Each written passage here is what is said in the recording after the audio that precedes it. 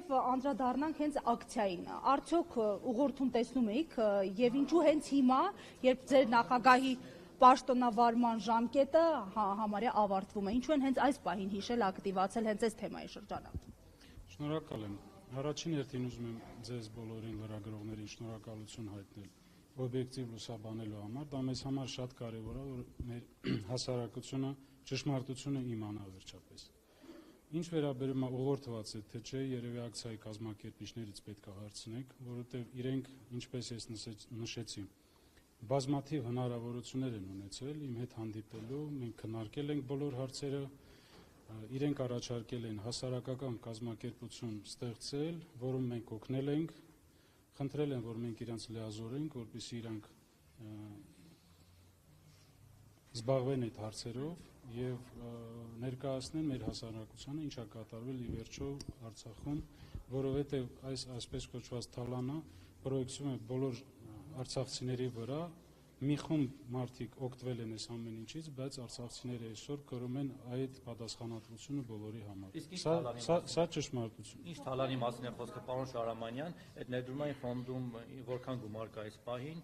ինչու է սառեցվել եւ ովքեր են ձեր ասած այդ մի խումբ մարդիկ, որոնք օգտվել են այդ այսպես կոչված թալանից։ Ներդրումային հիմնադրամը տեղափոխվելուց հետո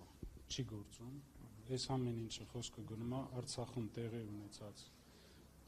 գործողությունների մասին, ներդրումային հիմնադրամը հենց դրա համար է ստեղծվել, որպեսզի տրամադրի գումարներ, ներդրումներ իրականացնելու համար։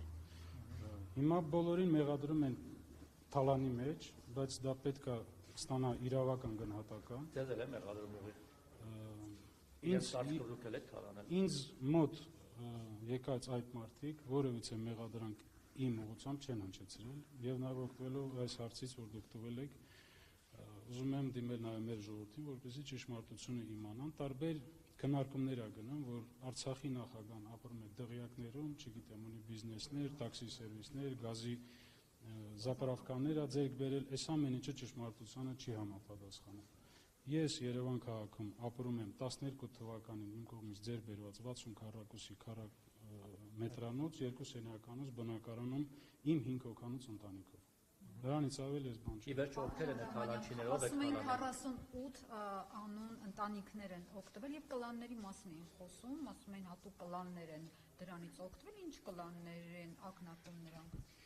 Այս ամեն ինչը շարժումները եւ հաշվի առնելով նաեւ մեր տեղահանումից հետո նման շարժումների քանակի մեծությունը, մենք դիմել ենք դատախազություն, որպեսզի տա իրավական գնահատական եւ վերջո հանրությունը տեղյակ լինի, թե ովքեր են այդ մարդիկ։ Դուք տեղյակ եք, պարոն Շահրամանյան։ Մենք էլ հարց տանք, դուք հարցաքննվել եք այդ վարույթով, երբ է վերջին անգամ հարցաքննությունը տեղի ունեցել եւ ինչ փուլում է։ Ես եթե չեմ սխալվում 24 թվականի փետրվար ամսին որպես վկա հարցաքննվել եմ եւ հակակոռուպցիոն կոմիտեում եւ քննչական կոմիտեում։ Դուք տեղյակ եք պարոն Շահրամանյան ովքեր են թալանել։ Որևէ անուն գիտեք։ Ոչ, նման բան այս պահին չի կարելի ասել, ովքեր են թալանել, միջև չլինի, ես տեղյակ չեմ կարա, ներողություն, չեմ կարա տամ իրավական գնահատական, դա պետք է տա իրավապահ համակարգ։ Շահրամանյան մամուլում տեղեկություններ է տարածվել, որ ձեր նախագահության ժամկետը լրանալուց հետո Սամվել Բաբայանն է ուզում իր թեկնածությունը դնել։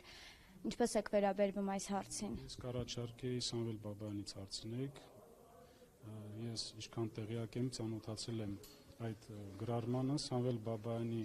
կուսակցությունը տվել է հայտարարություն, միասնական հայրենի կուսակցություն, որով հերքել է իր մտադրությունները որպես Արցախի նախագահ առաջնորդվելու։ Մամուլում տարածվող մեկ այլ տեղեկության մասին, ձեր լռությունից, այսպես ասած, օգտվելով հաճախ ձեզ կապում են այս եւ այլ անձանց հետ։ Հիմա հերթականը, երևի դուք էլ եք ընթերցել, ասում են Արմեն Աբազյանի հետ առնչակցություն ունեք եւ կբացատրեք, կպարզաբանեք, ուղղորդում են ձեզ Աբազյանենք թե ոչ։ Միայն նախկիներ հետ կապ չունի։ Ուրեմն պարոն Աբազյանի հետ, ինչպես տեղյակ եք, ես երկար տարիներ ազգային անվտանգության համակարգում եմ աշխատել եւ մենք ծանոթ ենք եւ գործընկերային հարաբերություններ է բացի դրանից այդ հարաբերությունները ուղղված են նաեւ մեր ժողովրդի որոշակի հարցերի լուծմանը հաշվի առնելով որ պարոն Աբազյանը հանդիսանում է գերիների անհայտ կորածների այդ հանձնաժողովի ղեկավարը։ Այսինքն միայն այդ շրջանակում է։ Քննարկեցիք այդ անունները հրապարակելու եք, թե հիմնադրամից ովքեր ինչ գումարներ են ստացել, ինչպես պահանջում էին նոր դրսևորում։ Մենք դեմ չենք որևիցե հրապարակումների։ Սա իր մեջ պարունակում է որոշակի գաղտնիք, նաև անձի անձնական տվյալների պաշտպանության հարց